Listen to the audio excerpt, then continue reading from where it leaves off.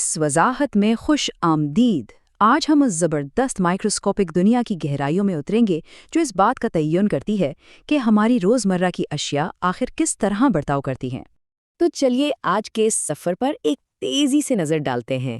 पहले meet the 3 states, दूसरा solids firm and fixed, तीसरा लिक्विड्स स्लाइडिंग एंड शिफ्टिंग, चौथा गैसेस फास्ट एंड फ्री, पांचवा द पावर ऑफ हीट और आखिर में छोटा इवेपोरेशन वर्सेस बॉइलिंग। खेल ही खेल में एक सवाल जहन में आता है, गर्मियों में आइसक्रीम आखिर क्यों पिघल जाती है जबकि एक ईंट या ब्रिक बिल्कुल वैसे ही ठोस रहती है? ये बिल्कुल वही पॉइंट है जहां हमारी आम दिखाई देने वाली दुनिया का ताल्लुक उन छोटे ना दिखाई देने वाले जर्रात के बर्ताव से जुड़ता है जिनसे ये कायनात बनी है। आइए अपने पहले हिस्से की तरफ बढ़ते हैं, मीट द 3 स्टेट्स।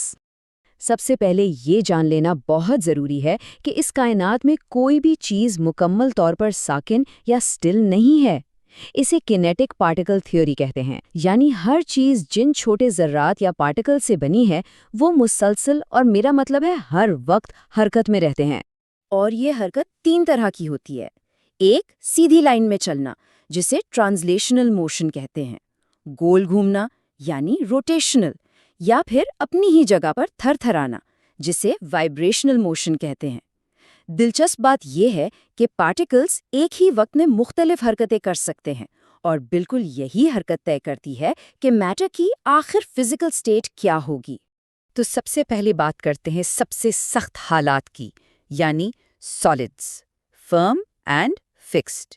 ठोस अशिया के अंदर जर्रात एक दूसरे के साथ इंतहाई कसाकस जुड़े होते हैं। इनके दरमियान कशिश इतनी ज्यादा होती है कि ये अपनी जगह पर मुकम्मल तौर पर लॉक हो जाते हैं। यही वजह है कि इनकी शक्ल और वॉल्यूम बिल्कुल फिक्स रहते हैं। रोज़मर्रा की मिसालें ले लीजिए, एक कुर्सी, टेबल, ईंट या एक पॉइंटर पेन। एक पॉइंटर पेन हमेशा गोल और लंबा ही रहता है क्योंकि इसके पार्टिकल्स एक दूसरे के ऊपर से फिसल नहीं सकते, वो बस अपनी जगह पर डटे रहते हैं। और इसका नतीजा क्या निकलता है?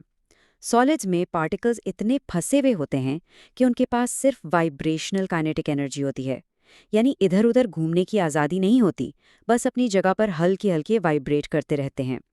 अब चलते हैं तीसरे हिस्से पर, लिक्विड्स स्लाइडिंग एंड शिफ्टिंग।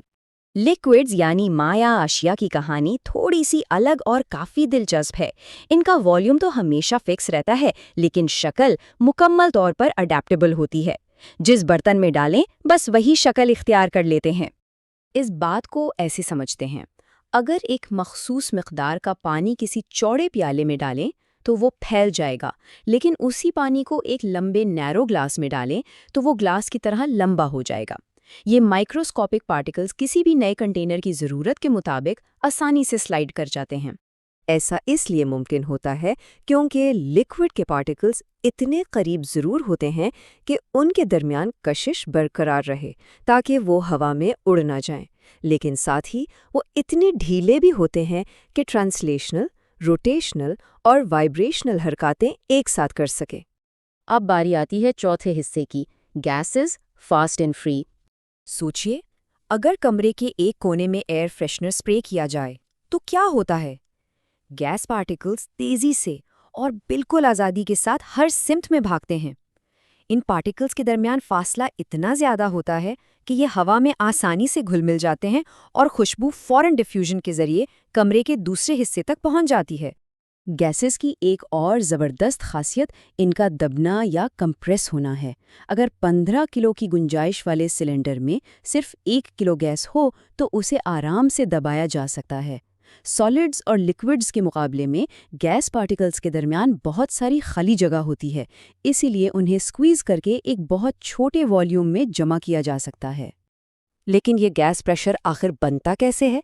असल में गैस के पार्टिकल्स लगातार अपने कंटेनर की दीवारों से टकराते रहते हैं और सबसे अजीब बात यह है कि इन टकरावों में फ्रिक्शन की वजह से कोई एनर्जी ज़ाया नहीं होती। ये मुसलसल और बग़ैर फ्रिक्शन की बमबारी ही वो असल ताकत है जो गुब्बारों को फूला हुआ रखती है और एक सॉलिड प्रेशर पैदा करती है। पांचवा हिस्सा, द पावर ऑफ हीट। ये मज़ाहिया सी वजाहत सुनिएगा। جب پارٹیکلز انرجی گین کرتے ہیں تو وہ ایک دوسرے سے دور ہو جاتے ہیں، بالکل اس بہن بھائی کی طرح جو زیادہ پیسے کما کر خاندان سے دور آزادانہ زندگی گزارنے لگتا ہے۔ یہ مثال بالکل صحیح طرح سے سمجھاتی ہے کہ تھرمل انرجی ملنے پر مالیکیولز آخر کس طرح الگ ہوتے ہیں۔ جب میٹر کو ہیٹ ملتی ہے تو پارٹیکلز کی کائنیٹک انرجی بڑھ جاتی ہے۔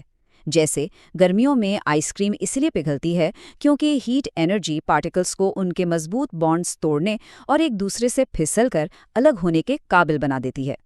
جیسے جیسے کائنیٹک انرجی بڑھتی ہے، ٹھوس ساخت ٹوٹ کر ایک فری فلوئنگ لیکوڈ بن جاتی ہے۔ اور آخر میں چھٹا حصہ، ایویپوریشن ورسز بوائلنگ۔